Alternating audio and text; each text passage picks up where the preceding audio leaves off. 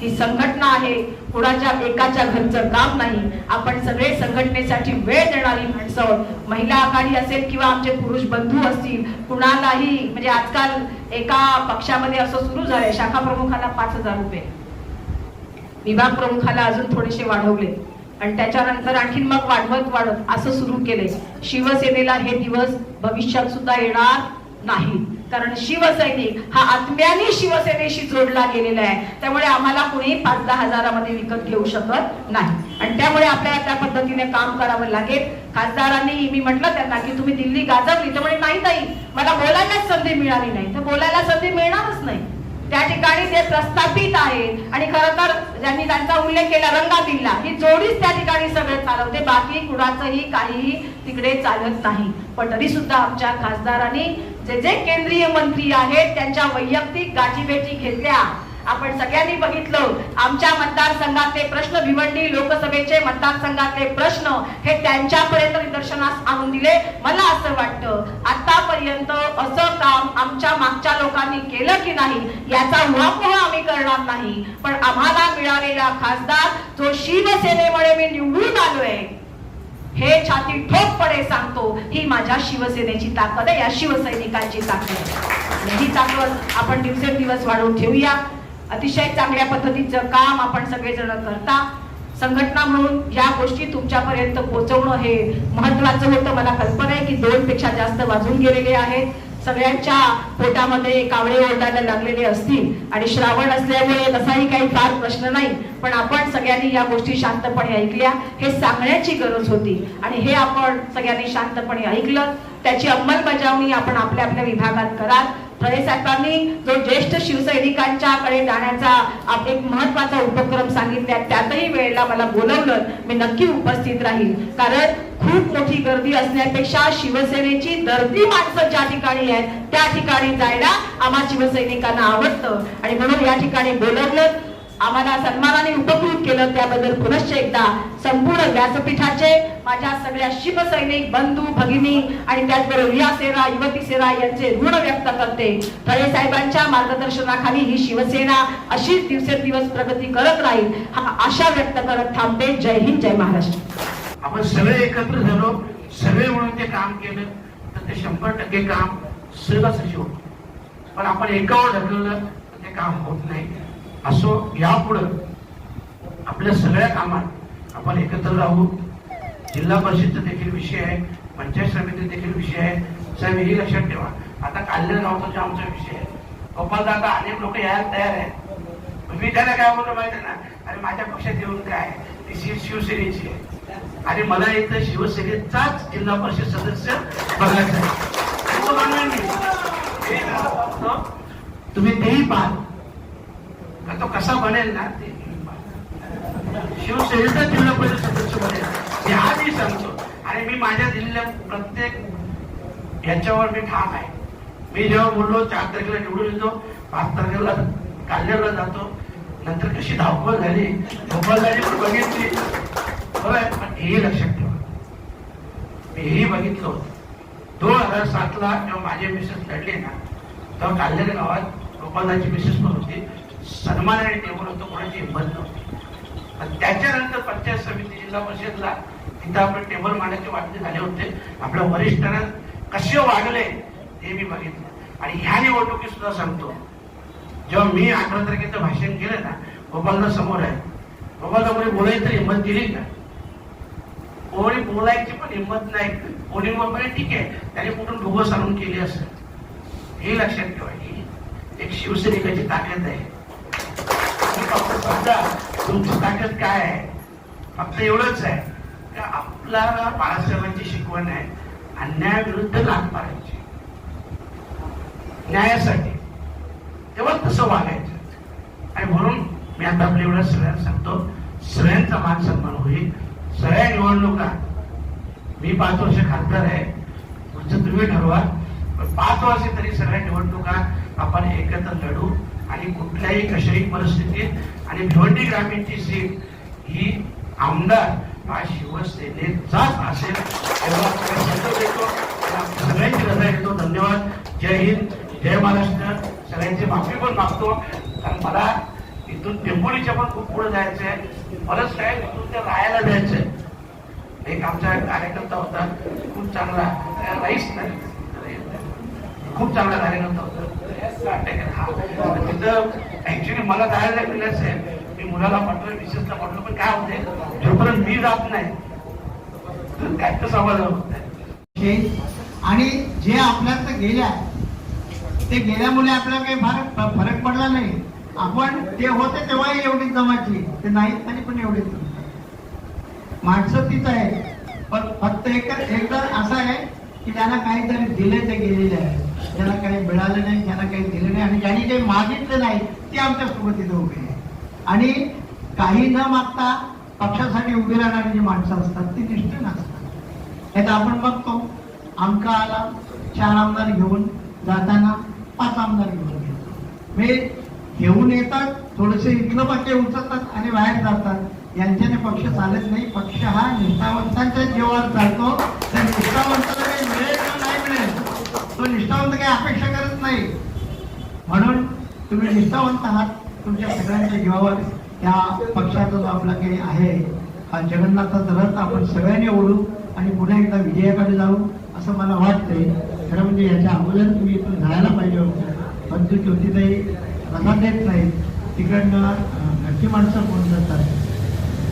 तर आजच्या दिवशी मी माझ्या भाषणाचा मोह या ठिकाणी आवडतो. पुन्हा एकदा म्हणजे शिवसेना, युवासेना आणि महिला आघाडी या सगळ्यांना मी म्हणजे सूचित करतो, निमंत्रित करतो की पुढच्या आठवड्यापासून पुढच्या लढ्याला आपल्याला सिद्ध व्हायचं आहे. माणसापर्यंत पोहोचायचं आहे, आपली भूमिका त्याला सांगायची आहे.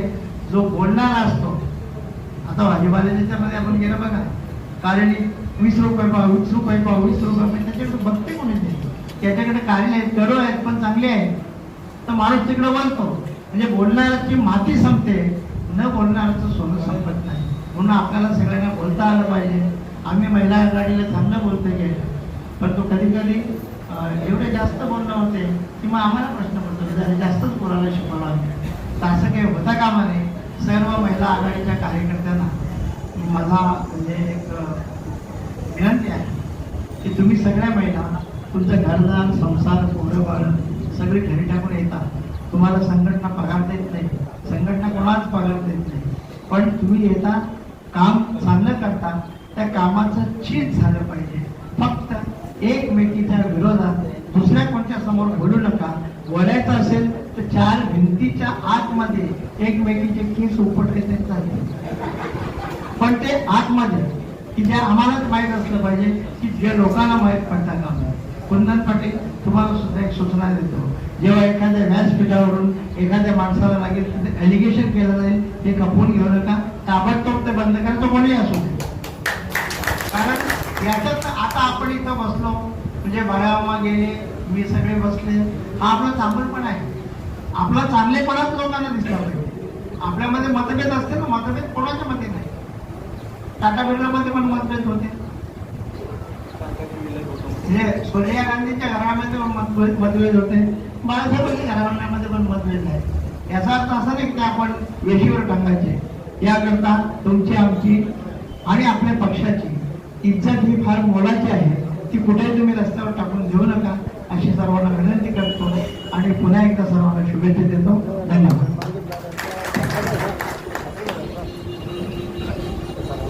तर या ठिकाणी आता समारोपाचं करोनासारखा महाभयंकर आजार आला आणि या सर्व गोष्टीवर मात करत करत उद्धव साहेबांनी महाराष्ट्र हा माझा परिवार आहे आणि मी परिवार प्रमुख आहे या दृष्टिकोनातून काम केलं. अतिशय चांगलं काम केलं.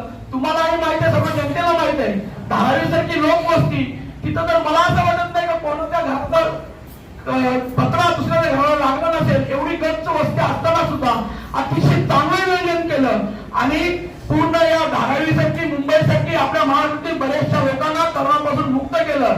जर त्यावेळेला केंद्राकडून ज्या रंगापिल्लांनी सांगितलं होतं की घंटी वाजवा, टाळ वाजवा, ताल्या वाजवा, हे तर त्यांचं ऐकलं असतं आणि उद्धव साहेबांनी तसं केलं असतं तर 100% सांगतो आपण करोनामुक्त झालो नसतो.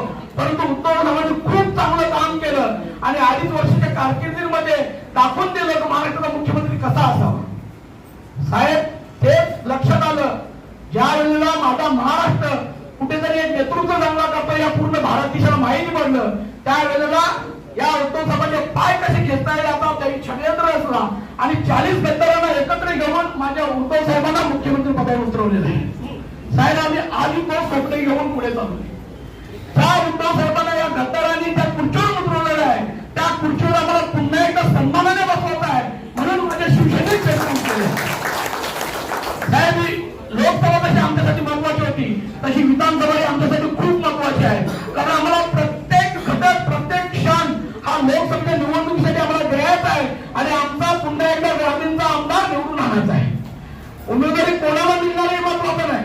आमच्या शिवसेनेमध्ये एक म्हणत आहे, एकदा मातोश्रीवरचा उमेदवार केला मग तो टपरीवाला असू दे, तो रिक्षावाला असू दे, तो ड्रायव्हर असू दे, एकदा शिक्कामोर्तब झाला का त्याला निवडून आणायचा आणि यावेळेला बालेमामा आपल्या बरोबर म्हणजे 1001% आपला उमेदवार ग्रामीणला निवडून येणार आहे आणि पुन्हा एकदा उत्तराखंड आम्हाला संपूर्ण मुख्यमंत्री पदावर बसवत आहे. या दृष्टिकोनाने हा सगळा शिवसेनेकडून उतरलेला आहे. मामा, फक्त विनंती एकच करेन, जोपर्यंत मी खासदारात तोपर्यंत शिवसेनेच्या कुठल्याही पदाधिकाऱ्याला चुकू नका अशी तुमच्याकडे अपेक्षा करतोय. पुन्हा एकदा नवनिर्वाचित खासदार यांचा आपण मान सन्मान केलात आणि भविष्यात आम्ही तुम्हाला शुभेच्छा देतोय. तुम्ही एका कमिटीवर तर आता गेलेलेच आहात, अशा अनेक कमिट्या तुम्हाला मिळत आहे आणि जसं आपल्या भिवंडीमध्ये बालेमामा हा नाव वाजतोय तो पूर्ण भारत देशामध्ये बालेमामा हा नाव वाजावा अशी मी जेवढा खासदारांना प्रेम करतो ते 1% जास्त खासदार माझ्यावर प्रेम करतात. आज विषय आहे तुझ्या कामाचा जो विषय निघाला, मला खासदार साहेब निवडून आल्यानंतर खासदार साहेबांनी मला आणि जयदेशला बोलावलं की तू ग्रामीणमध्ये काम केलेलं आहे. जेवढ्या आपल्या कार्यकर्त्यांनी शिवसेना उद्धव बाळासाहेब ठाकरे गटाच्या कार्यकर्त्यांची नावं आहेत, ज्यांनी काम केलं ना कसं काम मिळेल हे तू बघ. बाकी काम मी माझ्या पलीकडे काळात मला सांग, पुढे फोन करणं काय असेल ते मला सांगायचं. जयदेश भाऊनी मी जवळजवळ तालुक्यामध्ये सर्वांशी म्हणजे हे सगळे कार्यकर्त्यांना मी फोन केले असतील, सर्व जे उपस्थित आहेत सर्वांना मी फोन केलेले आहेत की ज्यांनी काम केले त्याचं काम करणं हा खासदार साहेबांनी मला शब्द दिलेला आहे. आणि कुंदन साहेब, जिल्हा प्रमुख आनंद खरे साहेब, मी तुम्हाला विश्वास देतोय हा पहिल्या वर्षामध्ये काही कार्यकर्ते राहतील पण 5 वर्ष आपल्याकडे 100% आपल्या सर्व कार्यकर्त्यांची कामं होतील ही मी साहेबांतर्फे धन्यवाद. मामा, मी मनाने बोलतोय आणि फार माझी इच्छा आहे की ते जसा खासदारकी आलेली आहे आपल्याकडे तसे सर्व पद आपल्याकडे आले पाहिजे. आपलं फेडरेशन आहे, फेडरेशनवर आम्ही आपल्या महाविकास आघाडीलाच गेलं पाहिजे. हे सर्व त्याच्यावर डोळा ठेवून आपली पुढची वाटचाल करा. आमच्या शिवसैनिकांना कापू नका, आमचे कार्यकर्ते कोपू नका. गावाकडनं पत्र देतोय तू ये शिवसेनेत, असं काय करू नका.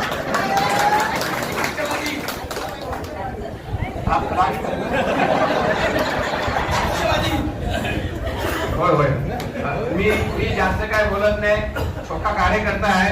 मला आशा आहे मामांच्या सोबत मी भरपूर काम केलेलं आहे, फिरलेलो आहे आणि मामा तर स्वभाव मला माहीत आहे. मामा माझ्या या सर्व सल्ल्यांचा प्रॅक्टिकली अंमलबजावणी करतील अशी आशा ठेवून मी येथे थांबतो. जय हिंद, जय महाराष्ट्र.